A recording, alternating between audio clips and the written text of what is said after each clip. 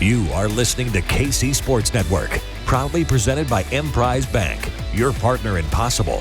Hello and welcome into Mizzou. That's your podcast for Missouri Athletics here on KC Sports Network. I am one of your wonderful co-hosts, Tucker Franklin, joined as always by Gabe DeArmond and Maggie Johnson. We got a pair of Mizzou hoops games to talk about. Missouri football has been suspiciously quiet, so we don't really have a whole lot to talk about there, but we're going to be talking hoops on this episode, looking back, looking forward, and then looking real forward. Gabe, how was your week with not only Missouri splitting a pair of basketball games, but she's won the Super Bowl since last time we recorded a podcast. Yeah, the week started off very well. Saturday night was a nice distraction, and it went well, and Sunday was obviously good.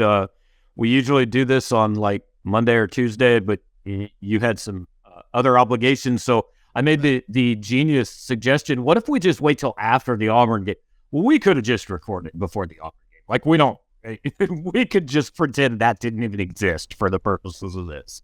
Right, and they had to play on Valentine's Day as well, so that also made watching not the easiest thing in the world. College basketball should just recognize that day is going to be hard for viewership and just kind of shift it a little bit. But no, just come back in about 3-4 years, and you'll be like, oh yeah, Valentine's Day. Yeah, that's not a thing we pay attention to anymore. Probably fair. Maggie, how are you doing? How was your week? Good. Also watched the Super Bowl. I won squares. If you took what I told you last week and you bet a Travis Kelce touchdown, you won. I will take credit now for it if you did that. But no, it was great. We also saw a Nick Bolton scoop and score. Yeah. Almost two. Okay, here's a question. Does Nick Bolton win MVP if he has another scoop and score? Oh, yeah. I think so. Yeah. Yep. But here's the interesting thing. There's only been one person to have 2 defensive touchdowns in the Super Bowl, and he did not win the MVP.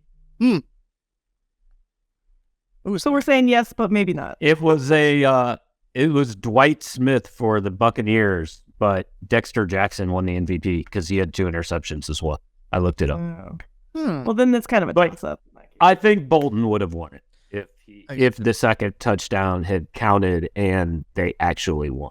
Well, he also led all defense and tackles as well, so.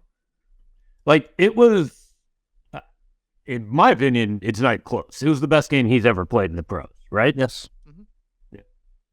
And got the nice little MIZ shout-out at the rally. Yep. I was there at the rally. Gave MIZ, I gave him a nice hearty ZOU back. It was honestly... It was one of the very few things that was said on the stage that I could actually understand. To be quite honest. Yeah, he also did not want to do that. You could tell that he did not want the mic, and he did not want to go out in front of all those people and want to talk. But like, I remember when Mitch Holthus was announcing like who's going to talk after Patrick Mahomes. He's like, "Here's the leader of the defense," and I was like, "All right, it's going to be Chris Jones." Chris Jones loves the mic. He loves that attention. And then he's like, "Nick Bolton." I was like, "Hang on a second. Like Nick Bolton's not the most outspoken guy. He keeps to himself a lot, and he is. Yeah, they were saying like he's shy. We got to get him up here. Like, yeah, no, he is shy. Why do make him do this?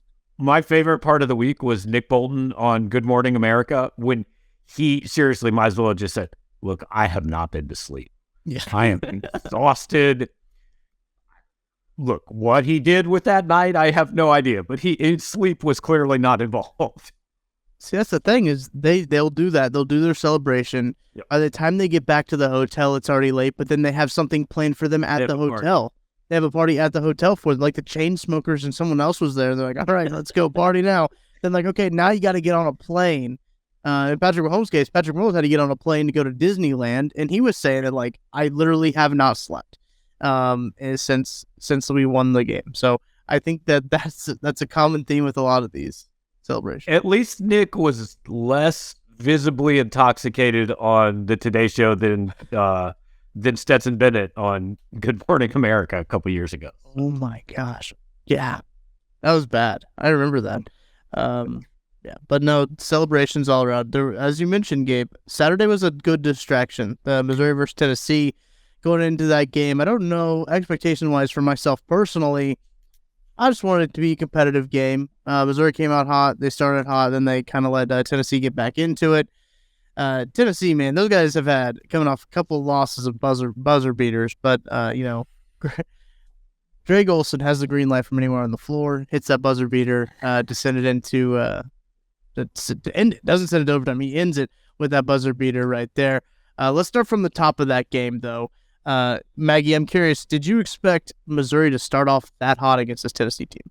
No, I think we even had a podcast and I basically wrote off the game. And I was like, let's just focus on, the other game that we had. I didn't expect it at all. We don't typically play that well on the road. Road records in the SEC are terrible. So I wasn't expecting it. You knew that Rocky Top was going to be next level. And it was until that. Even when we were leading that game, I think we were up 17 at one point. The wind wasn't out of their sails yet. So it really took, a lot. They came back. It was wild. And then after that shot, I mean, you could hear a pin drop. I've watched every angle of that shot that you could possibly see. And one of the most fun parts about it is watching the crowd, to be honest with you. Just like regular season basketball. Has any team ever had a worse week than Tennessee had that week? Oh, gosh. Because they had 2 games that they led by 2 at the free throw line with under 5 seconds to go. And they lost both in regulation. Like, I understand, I posed that question to somebody and they said, well, Tyus Edney alone is worse. Well, I'm like, yeah, but that's the NCAA tournament. Like, sure, when Ole Miss lost to Bryce Drew, sure, but just regular season basketball, I'm curious if that's ever happened to a team, back-to-back buzzer beaters. It's one thing to do it on the road, too. It's one thing to do it, you lose to Vandy. Vandy gets a good shot off. I mean, they just make a corner 3. It's a great shot. It's in Nashville. But this one had to have hurt way more than that one, in my personal opinion. I think so, too, because when you talk about it, Missouri was up by, I think, 17 at one point, and Tennessee went on a 24-5 run. That run right there, that's a legit run. That's impressive. To then grab a 5-point advantage after that, they went on that run. They got a 5-point lead, and then to have the game come to free throws at the free throw line, not getting hit, and then half court, not really half court. It was just inside half court. Yeah, I think it was the second S in Tennessee is what I saw. Someone took a screenshot. Gabe, you might have tweeted that out. I can't remember. It's all a blur. But regardless, it was a deep shot, and when he let it go, I don't know about you guys, I was like, oh, he's gonna make this. He let it go, and I was like, oh no, he's gonna make it. It was a legitimate shot. I mean, it wasn't completely a desperation heat, but also you skipped over that Tennessee had a freaking lane violation on one of his first throws. And without that, because the free throw missed, so if there's no lane violation and he just misses the free throw, Missouri, well, first of all, probably doesn't get the rebound because they never get rebounds. Probably Tennessee gets the rebound. Right. But let's live in this alternate reality where Missouri gets the rebound. You've got 4.2 seconds left, no timeouts, and you are standing in the lane 89 feet from the other basket. You're not even getting to half court. Somebody's taking that shot from 15 or 20 feet further back. So the most amazing part of that was the lane violation, closely followed by the fact that the guys doing the game clearly had no idea it was a lane violation because they were trying to call Tennessee for an offensive foul somehow on that free throw. Yeah, that was really weird. And also, we look at it as, I think Vescovi, he's the one that was shooting. I think he's one of their best free throw shooters. 78%. Yeah. Yeah, I mean, he had been playing great. I wrote down somewhere where his what he shot. Because he made the 2 right before that. Right. And then they fouled Sean East, which I thought Rick Barnes handled that well, and East goes to the line and he misses one, and you're like, oh, well, it was good effort. We weren't supposed to win this game anyway. Right. Yeah. That's what I was thinking at that moment, too. Yeah. I mean, I do think that, as you mentioned, Rick Barnes did, you up 3 late, you foul. That just seems like a common, it just seems like a no-brainer call, and it happened is all right, yeah, makes sense. But I know a lot of people on the old Twitter were getting a little upset about Missouri letting a team back into a basketball game, and saying that they're already riding off the Tigers, saying that this team should just disband or something. I don't know. I'm probably being dramatic on what people were saying, but I don't. No, I'm probably not very far off. Let's be honest. I'm probably not that far off, but good showing of some resiliency coming off of a game that too. Looking at kind of their schedule. Granted, we have hindsight on our side now, right? They were going to Auburn next. We know that Missouri doesn't play that well on the road. That game is going to be tough for Missouri, regardless. But I think looking at it, this was a big win at the time to kind of get a little bit of momentum going into that Auburn game. No question. I mean, I think, and Dennis Gates said it after the Auburn game, hey, the goal is go 1-1. And honestly, I didn't think it was a very realistic goal. I mean, you just kind of thought those were probably going to be losses. But what we've learned about this team is the game is legitimately never over. And that can both be good and bad because they get down 21 to Texas A&M and get back within 4, right? I mean, they're capable of making that run, but also they've been up on they were up 11 on Florida and lost. They were up 17 on Arkansas and lost. They were up 17 on Tennessee and then were down 6. I mean, they're the streakiest team in college basketball. And I guess it's just because they don't seem to ever just kind of, make 1 out of every 3 threes. It's either 8 out of 10 or 1 out of 17. And there's really no in between. It is bizarre. We shot almost 54% from 3 in that game. Again, by the way, that's asinine. That's wild. Yeah. Against the number 1 defense in the country. So Tennessee's last 3 home games, they gave up 43 to Auburn. They gave up 86 to Missouri, and then they gave up 59 to Alabama. Wow. I don't know, man. Which again is why, and I know we'll talk NCAA tournament, but nobody wants to see Missouri because they're capable of that 86 in Tennessee. But also, everybody is capable of beating Missouri because they're capable of what they did at Auburn, too. Yeah, you literally get to see the peak and the valley of this team in the span of 2 games when just looking at just how these 2 games shook out. I was encouraged by what I saw from Tennessee. Had some maybe some unrealistic high hopes for the Auburn game. I was like, they'll go in there, they'll get a win. They'll just be the number 6 team in the country. But this just shows you again how volatile college basketball is. Just I think this year in general, just it seems like whoever's number 1 is going to lose within the next couple weeks. It's just an incredibly volatile time with the Blue Bloods, with everyone in the AP poll. And we could talk about the AP poll we want, but I think we all can agree that it doesn't seem like it matters all that much to a lot of people. Anymore, I should say. It mattered to a lot of people about noon on Monday when Missouri wasn't ranked, but had they been ranked, they would no longer be ranked. That's fair. And I will say, I do think the AP poll does have some power in determining seeding. But other than that, I totally disagree. You don't I think don't think so? it matters at all. You think the committee did completely disregards the seeding? Interesting. I do not think the AP top 25 or the coaches top 25 matters in any way in college basketball. I think it matters a little bit in college football, but not in basketball.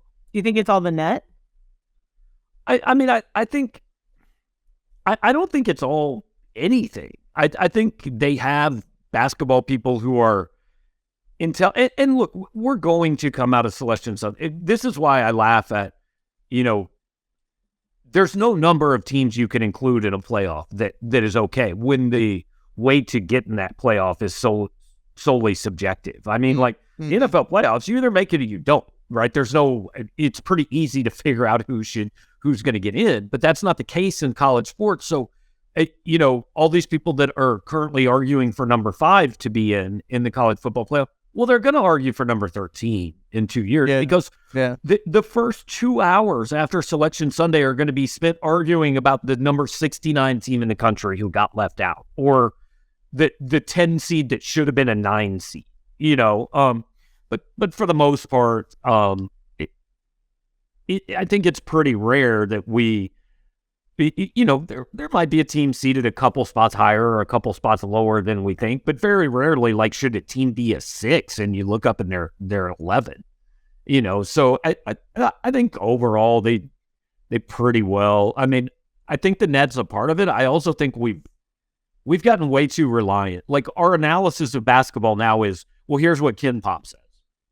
Well, okay, but computers don't play, right? And it's like every other sport. It's been, and I think we're starting to see it now, like analytics took over and everybody has said, hey, this is a whole new way to look at it. And now everybody's starting to go, well, yeah, but you still have to, like, the other part matters too. It's not just you can't just line up these computer pieces and decide what's happening. Do you think that goes to the fact that I feel like there's a lot more in college basketball, a lot more different ratings and things that you can gather from these teams? Like you mentioned, the net ratings, they got, the Ken Pom. There's a lot of different factors that factor into how you can rate or rank or seed a team. Do you think that plays into it? Why maybe the AP pool has kind of gone to the wayside, if I could say that? Yeah, and I also think the AP poll was largely voted on by, like, people probably even older than me, who have been like the AP poll.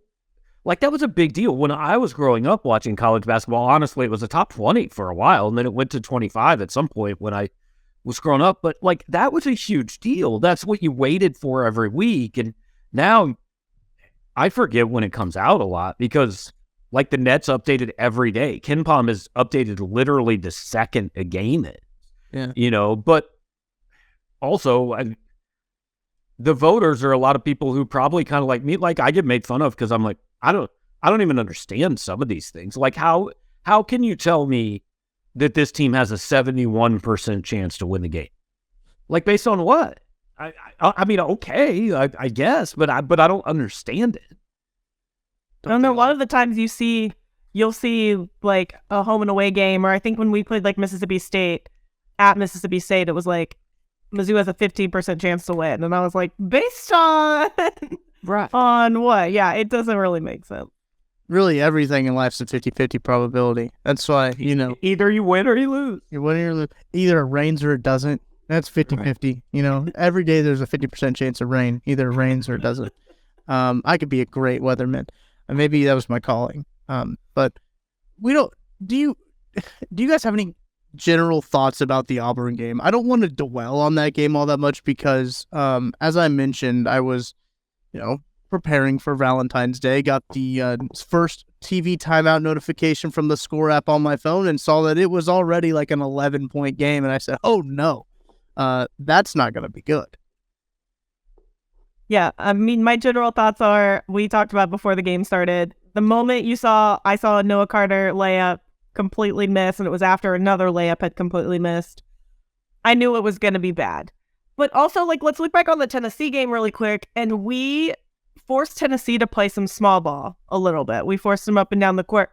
We were just outmatched against Auburn. Like, you know what I mean? Like, the size played a big disadvantage for us. And if we get matched up against a team in the NCAA tournament that has a true center or, somebody that Kobe has to take a lot of fouls. Now, I'm going to butcher his name. Mabor Majah. Yeah, Mabor Majah. Go. He adds some height for us. Not saying that he's going to provide any type of whatever, but he's the same way as Diarra, where they give us a little bit of somebody else to come in and maybe take some of those fouls away from Kobe. But if we truly match up with a team that has a couple of guys that are up there in height, I mean, we're going to struggle. Well, and I don't think it's just that Auburn's bigs are tall. They're athletic. They're strong, yeah. I don't even remember the other guy, his name offhand, but the backup was just as athletic, and so they could run the floor. They had their way with Missouri. And look, I expected it to be bad going in. Like I said, Missouri would have had a better chance to win the Auburn game had they lost at Tennessee and had Auburn beaten Alabama. Like, it just set up. Because Missouri had won at Tennessee, they didn't have to win that game. And they knew that. And I know fans go, well, the fans get so pissed off. They're like, well, you should have pride and play for the name on the front of the jersey, and you should go out there and give everything you have every single game. And yeah, that would be awesome if that's the way it worked. But these kids came off that win in Tennessee, and they felt real good about themselves, and they knew on some level, even if nobody actually said it, you've now done enough on this road trip. Like, you have achieved what you went on the road to achieve. And they knew that. In Auburn, I mean, they said it on the broadcast probably 10 times. Bruce Pearl called this game a must-win game for Auburn. Had to win that game. They were in danger of missing the tournament if they did. So there was no analysis needed to see that Auburn was going to beat Missouri. Right. That said, I mean, I texted people at 9-2. I texted people. I said they're going to get run out of the gym. Like, you could just tell. That was, if the first half at Tennessee was as good as Missouri can be, I think Auburn was as bad as they can be. That's the worst they've looked all season. Like, they looked less competitive in that game than they did against KU. Scored 18 points in the first half. It was 9-2. I mean, literally, and I watched most of it. I'm not going to say I watched all of it because it got a little boring there for a little bit. But, like, if you told me pick out one thing Missouri did well, I couldn't do it. I mean, Dennis Gates kind of said, well, I thought second half was a little better. Well, the second half was a little better because Auburn didn't have to try, right? I mean, Auburn was ahead by 27 points at halftime. They I thought that the most positive thing to take out of that game, I don't know if you guys remember the game at Arkansas last year that Missouri lost 87-43. Because they trailed that game, I think it was like 46-19 at halftime. And it was the only game I'd ever seen that legitimately Arkansas could have gone scoreless in the second half and they would have won the game. Like, just taking a shot clock violation and let Missouri score, and they still would have won because they had more points in the first half than Missouri had. So that was not the case. Auburn had to score in the second half. So I thought that was a positive that you could take out of Tuesday night. Certainly a positive. Yeah. A 45-18 advantage at the half. Hard to overcome that one, no matter how good you play in the second half. Listen, Missouri in the second half, 38-44, nearly outscored the Tigers. But that, like, even not really trying, Auburn still scored 44 points and beat them by. Like, in all seriousness, if you can watch this team and you can tell me the defense isn't a problem, then I don't understand. I mean, every team shoots better than it normally shoots. Auburn was a bad shooting team, and they shot 50% from three. I mean, Missouri's defense is not good. If they don't take the ball away from you, you're mostly going to score. They're 48.5% from the field, as you mentioned, Gabe, 50% from three-point range. Missouri, on the other hand, 31.6% of its chances and 5 of 22 from beyond the three-point line. Handout rebounded badly. 48-26. Yeah. 48-26. And there were a few of those that, like, it kind of didn't even look like guys. I mean, look, I don't want to question effort, really, but just everything was bad. Like, there was nothing there. It almost makes me wonder if this is like some sort of strategy from Dennis Gates with like the rebounding thing. If it's like, okay, if we can, right, just don't. That's a weird strategy. Right. Well, get back on defense. Just get back on defense is what they're saying. Because, like, we're not the best defensive team, so why don't we just, like, get back and not worry about the offensive rebound? But the problem is on the other end. That's true. The problem is the defensive rebounding. I mean, like, you can't have everybody leaking out for a fast break because nobody gets the rebound. Right. I don't know. Offensive rebounds. We gave up 16 offensive rebounds to Auburn. And they didn't miss that many shots. So right. So they probably got almost all of their rebounds.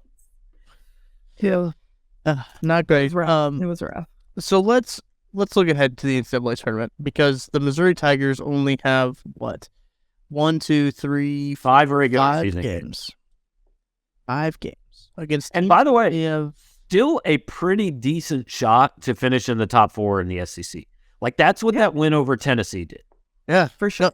I was looking at just like the records, and like they have a very identical record to Tennessee, and I was kind of shocked by that when I saw. Well, and then Tennessee's win over Alabama last night obviously helped a little bit. Like Tennessee, because if Tennessee lost that game, Tennessee and Missouri would have been tied in the standings. But now Tennessee's ahead by 2 games. But like they're a game behind Auburn, they're a game behind Kentucky. They're tied with Florida, but Florida just lost Colin Castleton to a broken hand. Mhm. You know, Arkansas is under 500. Like they've got a pretty decent opportunity to finish in the top 4 in this league, because I haven't gone through everybody's schedule, but I've got to imagine Missouri has about the easiest schedule left in this league. Auburn has a tough. So I remember I was looking at this before the game because I was also saying it's not a must win for us. Auburn goes to Kentucky. They go to Alabama, and then they're home against Tennessee. So they have 3 of the tougher. I mean, I would say Auburn has a good chance of losing 3 games. I mean, they could maybe take one of those games. Yeah. But then I think Kentucky's the other team that jumped in front of us. And like I just said, they have to play Auburn. Kentucky's got home against Tennessee, at Florida, home against Auburn, at Arkansas. You know, Yeah, I do think we have the most favorable schedule to end up in that 3rd or 4th spot and get that double bye, which would be idyllic, honestly. yeah, The fewer games we have to play, the better. because the thing is, a lot of times people look at it and go, well, I don't want the double bye because like then you can get an extra win against like LSU. That doesn't help you. It doesn't matter. Yeah. Playing that game can only hurt you, because if you're supposed to win it, then okay, cool, you beat a garbage team. It does nothing for you. But what if you happen to lose it? Then it really does some damage. It definitely looks better to be sitting at number 4 in the SEC than it does to be sitting at number 7 or 8. And hey, if Missouri can get the double bye, it will mean they play on Friday at the SEC tournament for, I think, only the 2nd time ever. I think they've only made the quarterfinals twice. Wow, did not know that. Yeah. Looking at, as you mentioned, that schedule, they got 3 home games, 2 road games. The road trip, they haven't played Georgia this year, right? I don't think that they have. Okay, so that's the only team on the schedule that they haven't played before this season, I should say. And they're not very good. No, they're not. They should win, but it's a road game, so they're decent at home. They've beaten some good teams at home, but they're not a good team. And LSU's awful. Yeah, they're not good. That should be. And they beat them already this year. They already beat Ole Miss this year. Ole Miss should be a win. Mississippi State at home. Lord knows, I'm not gonna be the one to predict a Mississippi State Missouri basketball game. Same with Texas. I mean, Missouri's going to be favored in at least 4 out of 5, and I would guess maybe all 5. Yeah. We talked about Gabe, with you, especially at the beginning of the year. We talked about that 20 win mark. They are knocking on the door with 5 left. They're at 19. They're 19-7 right now. You got to think Missouri's a lock for the tournament right now. I mean, it depends on how you say lock. If they go 0-5, no, they're not going to get in, right? I mean, so they're not that. But if you go 3-2 in these 5, 100% you're in the tournament. Like no dispute. You have to do nothing in Nashville. It doesn't even matter. You are in the tournament if you go 3-2. You might be in if you go 2-3, but at that point there would start to at least be a little bit of sweating and nervousness going on. If they win 3 more regular season games, I don't even care which 3 they are. The wild thing that we need to remember as well is, yes, Texas A&M. It's a weird game. They're 11-2 in the SEC. Mm-hmm. 11-2. So sitting here being yes, our schedule is favorable, but we're definitely not playing teams that are going to lie down. Right. Texas A&M also wants that double bye. I mean, they're likely going to get it. I think. I mean, they probably. Oh yeah. But I mean, likely, I would say that they're going to get it. But that's a scary game to me. That's an ultimate type of trap game that you have at home. But it's at home, which is right. I mean, That's big. And here's A&M's schedule, going back to what we're talking about. At Missouri, home for Tennessee, at Mississippi State, at Ole Miss, home for Alabama. Like, their only 2 home games are against top 10 teams. And everything else is I mean, at some point you have to play good teams, right? And Missouri's last 5 games are easier than anybody else's last 5 games. That doesn't mean they're going to win them all, but if you want to be what this team thinks it wants to be, then I think 4-1 is kind of the bare minimum that you're hoping for in this stretch. That will kick off on Saturday. Tip off, I should say. Should correct my vernacular. This will tip off on Saturday as Texas A&M comes to town. That game's on ESPN2 at 5 p.m. Set your DVRs. Set your whatever they do, whatever the kids do nowadays. Do that. All right, let's talk a little bit about bracketology. The ESPN bracketology that I've been looking at here has not been updated since the Auburn basketball game, but I think we can draw our own conclusions from this. We can put on our Joe Lunardi hats and say that Missouri has a 7 seed in Sacramento playing West Virginia as a 10 seed. Less likely to happen now. We're probably looking at an 8 seed.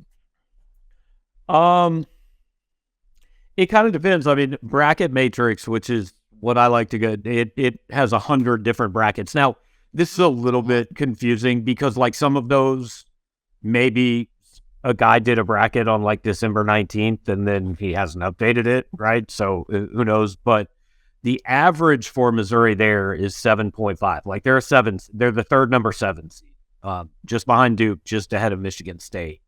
And again, not all of those have been updated, but Missouri's a 7, Auburn's an 8. Like, they're somewhere between a 7 and a 10, basically, for, I think, 90% of people. Jerry Palm, for some reason, loves them and had them as a 4 seed before the Auburn game. I did not know he had them all the way up to a 4. I knew that Missouri needs Jerry Palm to be on the selection.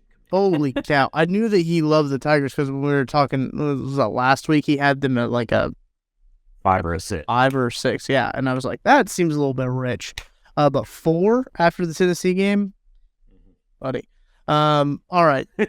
Looking at that. Also, Jerry Palm is actually Dennis Gates. That's his alias.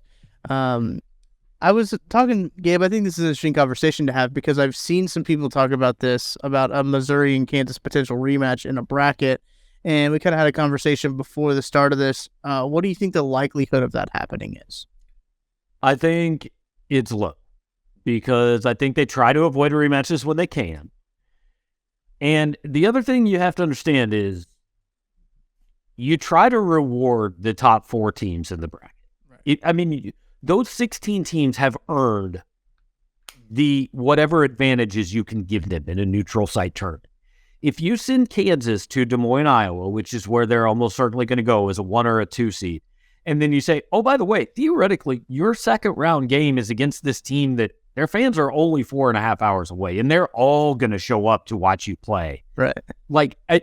Then what you are effectively doing is turning what should be an advantage for Kansas into, at best, like a neutral court situation. And it's just not. And look, I understand everybody listening to this is going, well, good. Screw Kansas. Don't give them it. But that's what they've earned by being one of the top 8 teams in the country this year. And they've earned that advantage. The selection committee is not made up of you and Maggie and the people listening to this podcast. It is made up of people who are actually going to try to objectively do their jobs. So are we saying that if it'd be unfair and that Kansas would be upset, are we saying that Kansas would be scared to play us in Des Moines? No. They're dodging. Were they dodging us in Des Moines? I'm going to guess that Kansas would probably say, but we played you guys on your home court. Right. And we're not real scared to do that again, but it won't happen. I don't think. What has happened? More likely Missouri could play Kansas State in the tournament, but even that, you kind of run into some of the same deals maybe. But if Kansas State slips to a 4 and that's somehow like a 4-5 game, if Missouri finishes strong, that's okay. You're not going out of your way to protect the 4 seed very often. Right. I was looking at Jerry Palm's bracketology because his is updated for the 16th, which is the day that we are recording this podcast. Today. Yeah. And he has Missouri at a 7 seed, so maybe he's come a little back down to earth for the on the old Tigers. Yes.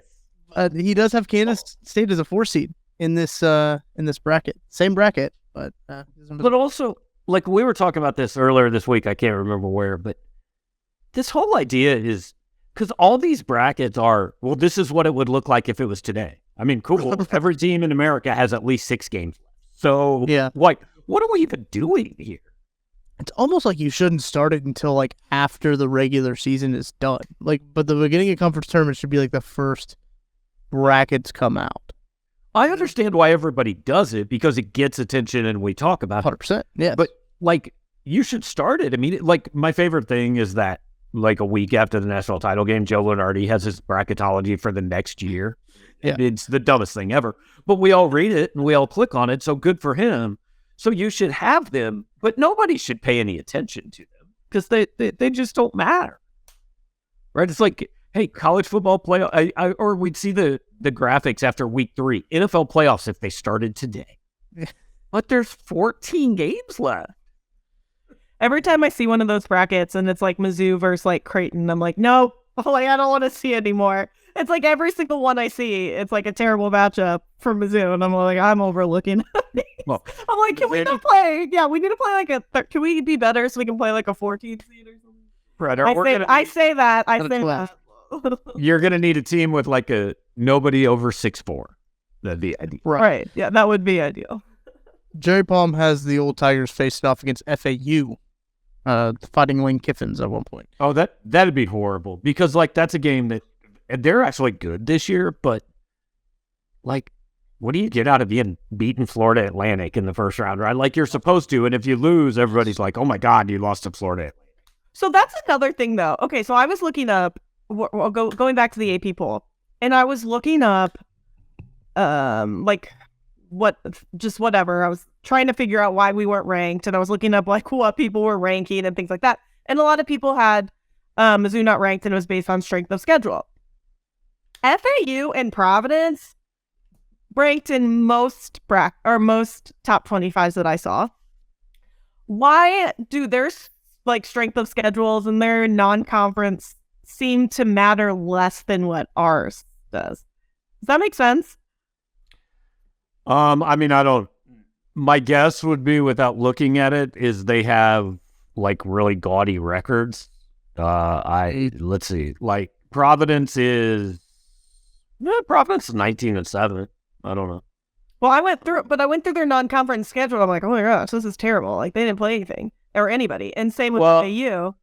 I mean, they got a big win over Merrimack.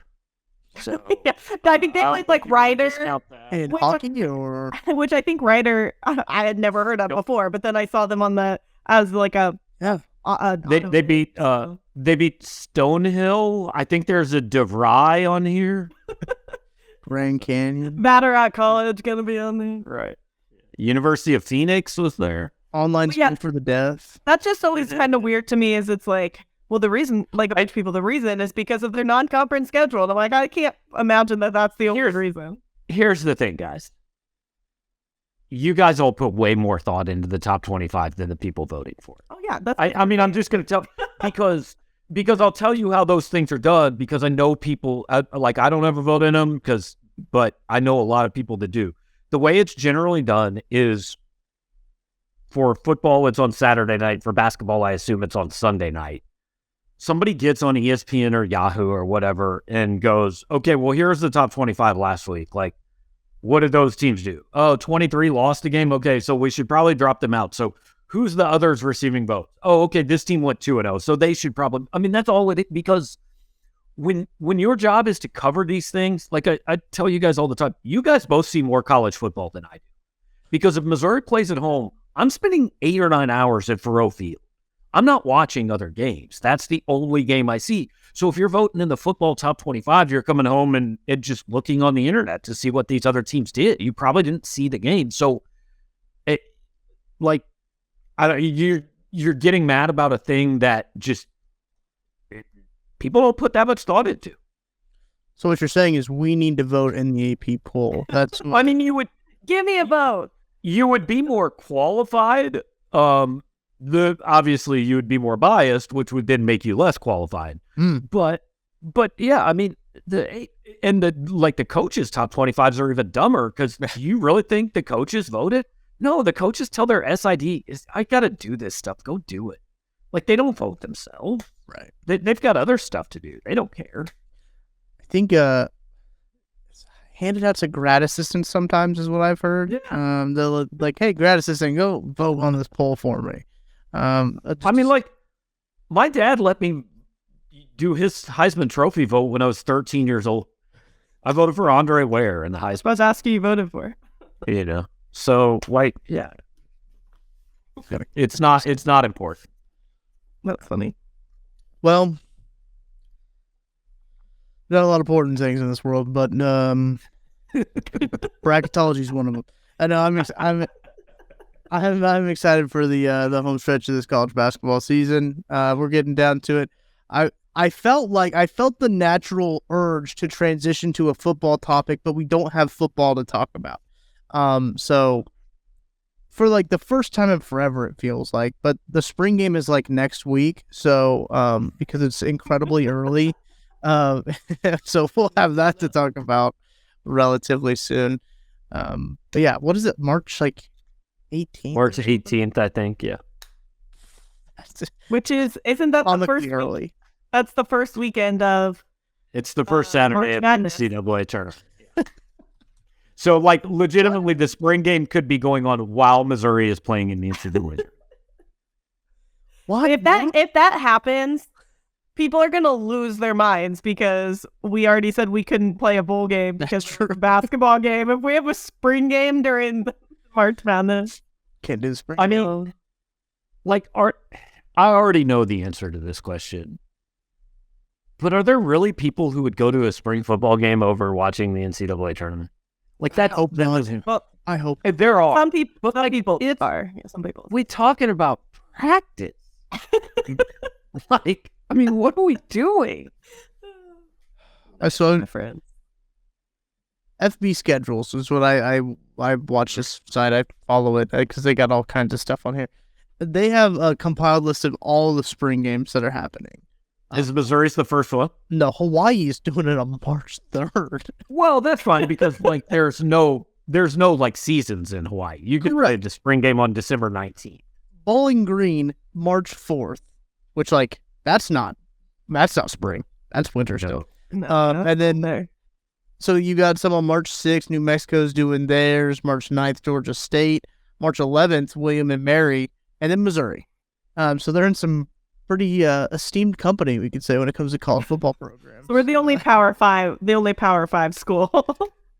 The next Power 5 school, the earliest Power 5 school outside of Missouri, it's Michigan on April 1st.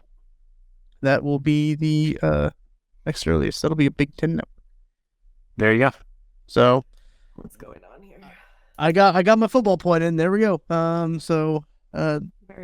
I'd like to give a shout out to Charlie Hustle for outfitting us with some great stuff. I see Gabe's got the Zambezi Zinger. Maggie, you're wearing the Shakespeare's Pizza shirt. All great stuff. They've got a great line of Chiefs merch out now with some really great designs. If you're into that, if you're into the Chiefs, if you're not, don't buy it then. Go buy the Missouri stuff. I'm wearing the KC Sports Network. If you like KC Sports Network, you can buy this or buy the hoodie that is like a blue and red, a navy blue in a red. So go check that stuff out at Charlie Hustle. Good stuff. Good people over there. They got a new Negro Leagues collection out as well. I got a new shirt. It's not in this room. It's in the other room. But I was gonna show it on here. But they got a lot of good Negro League stuff as well. As baseball season is rearing up as well. I appreciate everybody watching, listening to the end of this podcast, sticking all the way through the end. We appreciate you guys. We'll be back next week to talk about some Missouri basketball and hopefully some good news on that end as well. So until then, we'll talk to you later.